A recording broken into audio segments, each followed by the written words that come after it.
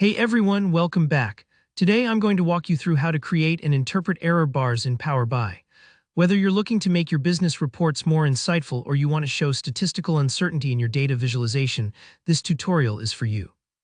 By the end of this video, you'll not only know how to add error bars to your charts in Power BI, but you'll also understand exactly what those error bars mean and how to read them to draw better conclusions from your data.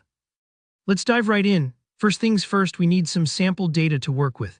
Head to the Home tab in Power BI Desktop and click on Enter Data.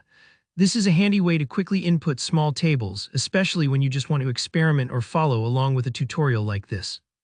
Copy and paste the following little data set. You'll see columns for category, value, and error margin. In this example, the value column could represent anything you like: average sales, survey ratings, or maybe test scores. The error margin column is really important. It stands for the margin of error or standard deviation, which is basically a way to show the uncertainty or possible variation around that value. Imagine you surveyed people on satisfaction with a product. Value is the average score, and error margin tells you how much that score might fluctuate if you surveyed a broader group.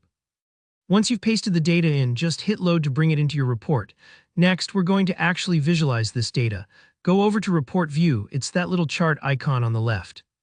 Now click to insert a clustered column chart. Think of this as the workhorse of category-based data comparison.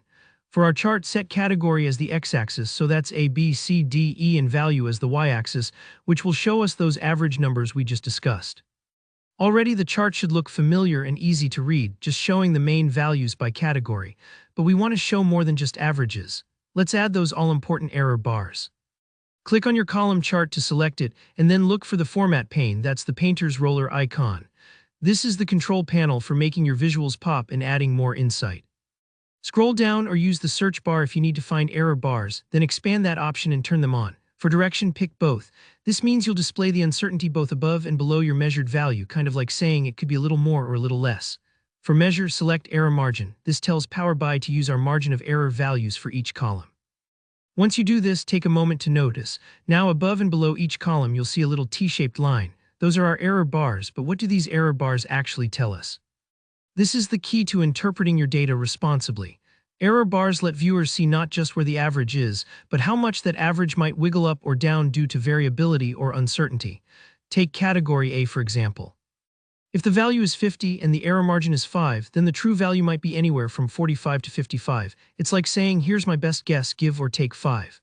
For category D, with a value of 90 and an error margin of 10, the possible true value ranges from 80 to 100.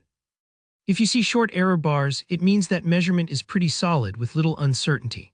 On the flip side, longer error bars are a heads-up that the data might not be as stable or has more variability, a reminder not to overread into those exact numbers. So where could you use this in real-world reports? Error bars are perfect when you want to present survey results with confidence intervals, show the level of accuracy in your forecasts, or highlight measurement errors in scientific and business data. Basically, anywhere you need to show that numbers aren't absolute but have a margin of uncertainty. And there you go. You've now created a dataset with error bars in Power BI, and you know how to interpret what they mean. If you found this helpful, give the video a thumbs up, and let me know in the comments if you have any questions or want to see more Power BI tutorials. Don't forget to subscribe so you never miss out on new tips and tricks. Thanks for watching, and I'll see you in the next one.